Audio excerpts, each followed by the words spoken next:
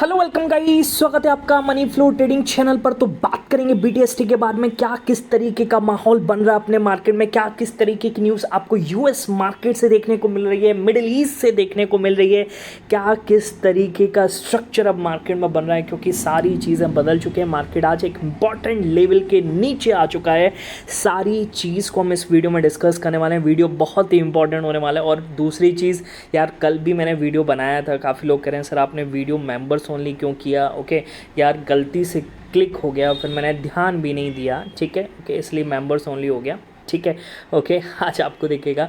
तो स्टार्ट करने से पहले देखिए, अगर आप मेरे चैनल पर नए हैं तो आपसे रिक्वेस्ट है, क्या करेंगे आप, सबसे पहले तो आप चैनल को सब्सक्राइब करिए, साथ के साथ बेल आइकन को प्रेस ज़रूर कीजिएगा ओके। क्योंकि बेल आइकन प्रेस करने से जब भी मैं वीडियो अपलोड करूँगा आपके पास नोटिफिकेशन आएगा, आप तुरंत जा कर के प्लान कर पाएंगे। बट एक चीज़ याद रखिएगा, ब्लाइंडली किसी के व्यू पर भी आपको प्लान नहीं करना है, आपको अपना एनालिसिस भी करना चाहिए, ठीक है।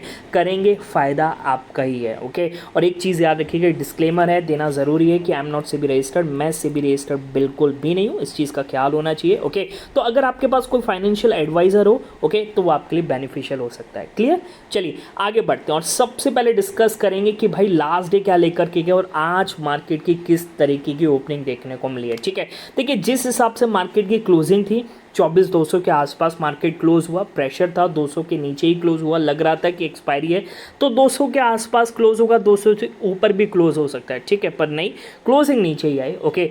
और डेटा देखें तो डेटा कुछ खास नहीं था, हालांकि डे लो से तो ऊपर ही था, पर हालांकि 200 के नीचे भी था, पर सिचुएशन ऐसे नहीं थी कि हम गैप डाउन का भी प्लान कर सके, हम गैप डाउन भी नहीं लेकर के गए। पर आज मार्केट की ओपनिंग तो फ्लैट हुई, पर खुलने के बाद डाउन साइड चला है, ठीक है। तो अगर आप डाउन साइड का लेकर के गए होगे तो आपको फर्स्ट टिक में ही प्रॉफिट मिला होगा, क्योंकि वो तुरंत भागा है, ठीक है। तो एक अच्छा प्रॉफिट हो गया होगा 30-40 पॉइंट का। हालांकि मैं पर्सनली नहीं लेकर के गया था और मैंने सजेस्ट भी नहीं किया था कि आप कुछ लेकर के जाएँ, ठीक है। बात समझ में आ रही है। अब देखते हैं आज कैसे सिचुएशन बनती है।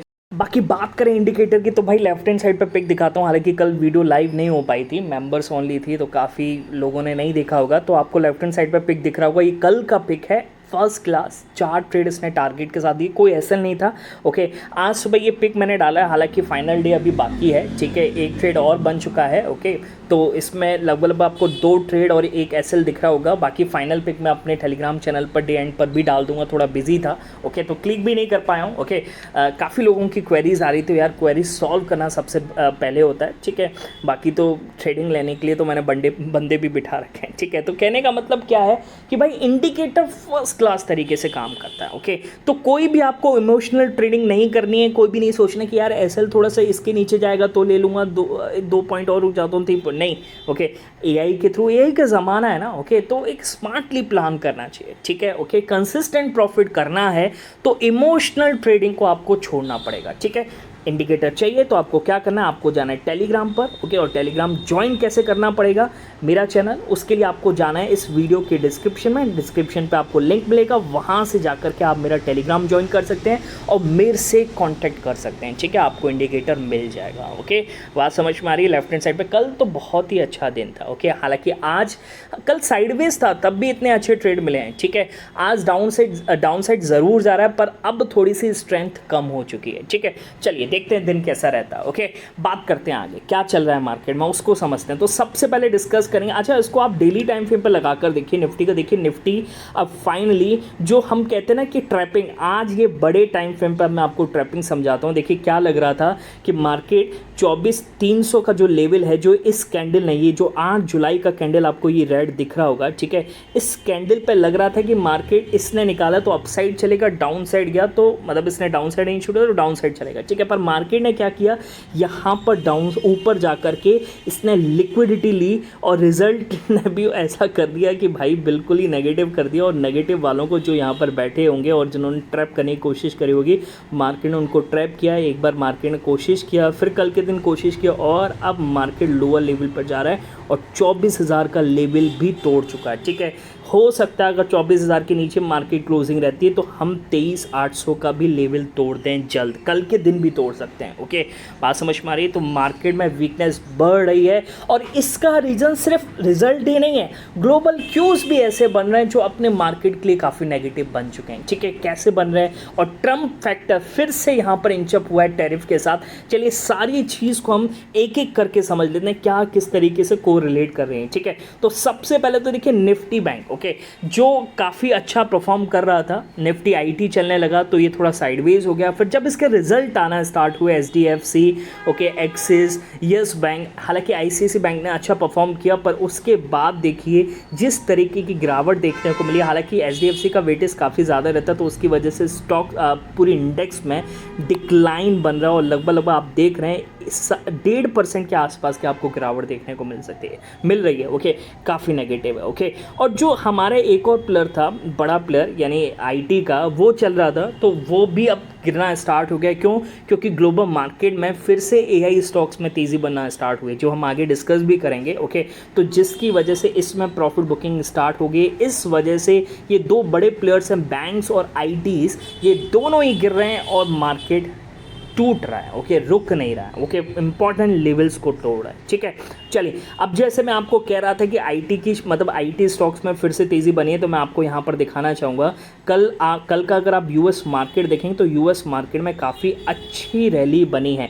डाउ जोन्स आपको दिख रहा होगा 3/4 के आसपास, S&P 500 दिख रहा होगा लगभग 1% और 1.25% से ऊपर नेस्डेक दिख रहा है। कल फिर से एक तेज़ी का माहौल बना और वही चीज़ आप देखिए मैं आपको यहाँ पर कॉस्पी और ताइवान इंडेक्स में भी दिखाना चाहूँगा। ओके, हालांकि दोनों इंडेक्सेस काफ़ी एआई चिप स्टॉक्स के लिए माने जाते हैं और ताइवान में देखिए 4% से ज़्यादा की तेज़ी है, कॉस्पी में देखिए 3/4 से ज़्यादा की तेज़ी है। तो चिप स्टॉक्स में फिर से मोमेंटम बन रहा है और हमारी निफ्टी आईटी जो है गिर रही है। ठीक है, बात समझ में आई?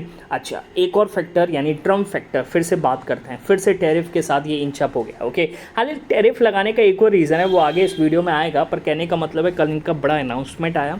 इन्होंने बोला है फार्मा कंपनी से, भाई आप आइए यूएस में इन्वेस्ट करिए, यूएस में अपना इंडस्ट्रियल प्लांट लगाइए। ओके, नहीं तो आपको 2028 तक अगर आप नहीं करते हैं तो आप पर लगभग 100% का टैरिफ लगेगा। ओके, फिर आपको एक और फाइनल वार्निंग दी जाएगी 2029 तक, तब भी अगर आप नहीं करते हैं तो 200% का टैरिफ आप पर लगाया जाएगा अगर आपको यूएस में बिजनेस करना है तो। ठीक है, बहुत नेगेटिव है, काफ़ी नेगेटिव है। ओके, अब देखते हैं कंपनीज किस तरीके से परफॉर्म करती हैं। हालांकि आप देखिए 2 साल बाद ट्रम्प का कार्यकाल सिर्फ 3 महीने का रह जाएगा, सिर्फ 3 महीने का। ओके, पर इसको सोच करके ऐसा तो नहीं है कि फिर फार्मा कंपनीज जो है वो नहीं लगाएं। हो सकता है ट्रम्प रिपब्लिकन पार्टी से हैं और उन्हीं का ही कोई मेंबर आ जाए और वो इस चीज़ को जारी रखे। ओके, तो फिर काफ़ी नेगेटिव हो सकता है। और वही चीज़ है मार्केट में, अगर आप देखेंगे फार्मा जो इतना अच्छा चल रहा था आज उसमें भी प्रॉफिट बुकिंग है, लगभग 1.5% का डिक्लाइन देखने को मिल रहा है। तो आप देख रहे हैं आईटी, बैंक्स, फार्मा सब डिक्लाइन कर रहे हैं, तो भाई मार्केट कैसे ऊपरी लेवल पर टिक सकता है? वो भी गिर रहा है। ठीक है, ओके, तो हमारे लिए एक थोड़ा प्रेशर बड़ा टाइम चल रहा है। ओके, तो इससे जूझना पड़ेगा, बिल्कुल जूझना पड़ेगा। ठीक है, आगे बात करते हैं मिडिल ईस्ट का खतरा कैसे अपने मार्केट पर मंडरा रहा है, उस पर आ जाते हैं। यूएस ने फिर से कल, हालांकि कल 10वीं या 11वीं रात होगी और यहाँ पर यूएस ने फिर से अटैक किया है और ट्रम्प ने फिर से बयान दिया है कि न्यूक्लियर साइट्स जो हैं ईरान की, हम उस पर हैविली अटैक करेंगे। ठीक है, ये एक नेगेटिव चीज़ है।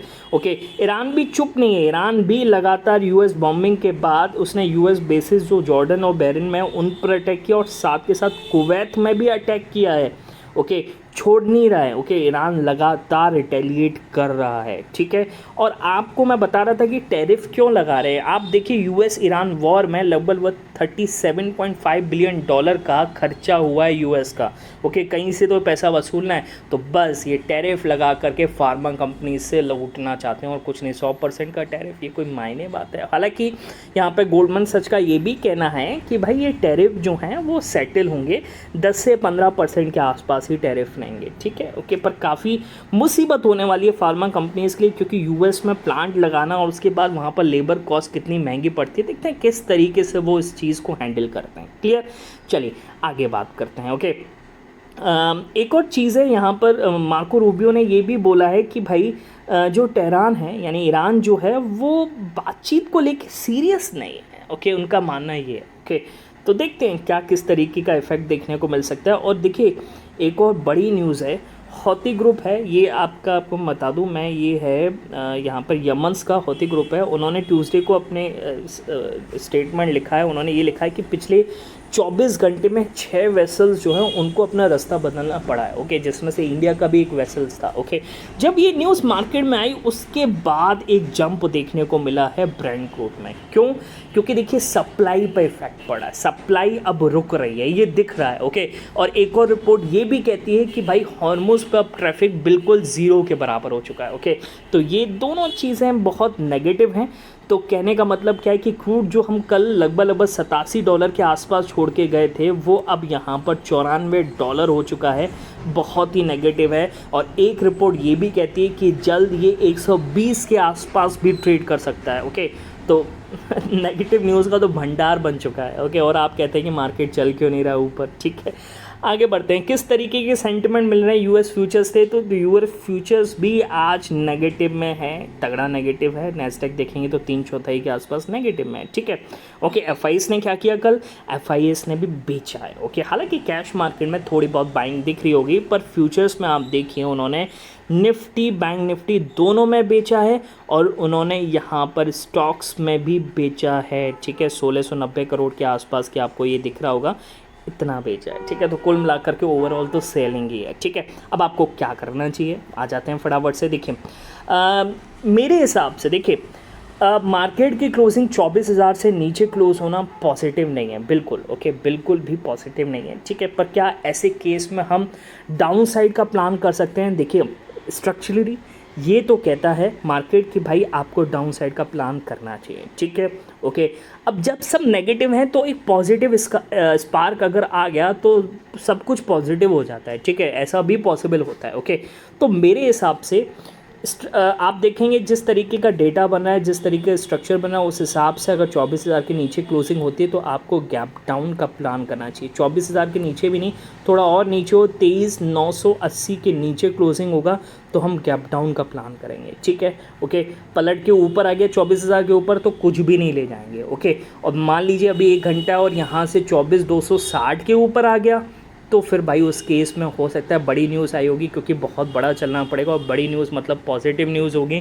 उस केस में हम गैप अप का भी प्लान कर सकते हैं। ठीक है, अभी मार्केट खुला हुआ है। ओके, तो लग रहा है कि ऐसा तो बहुत ही मुश्किल है, ऐसा पॉसिबल नहीं लग रहा है, पर देखिए मार्केट है, मार्केट बाई चांस है, कुछ भी हो सकता है। ओके, तो अगर 23,900 के नीचे होता है तो हम गैप डाउन का प्लान करेंगे, पर डे एंड पर डेटा ज़रूर देखेंगे और डेटा मैं इन्फॉर्म करूँगा आपको टेलीग्राम पर। आप जाइए टेलीग्राम ज्वाइन करिए, डिस्क्रिप्शन में आपको लिंक मिल जाएगा। और एक और चीज़, लेफ्ट हैंड साइड पर आपको कल का इंडिकेटर का परफॉर्मेंस दिख रहा होगा।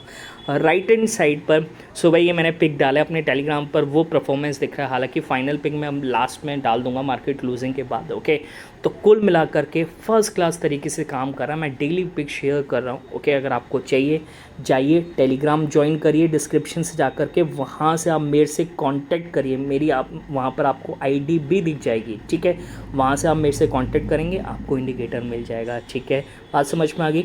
चलिए बाकी मिलेंगे नेक्स्ट वीडियो में, तब तक के लिए बाय बाय, टेक केयर।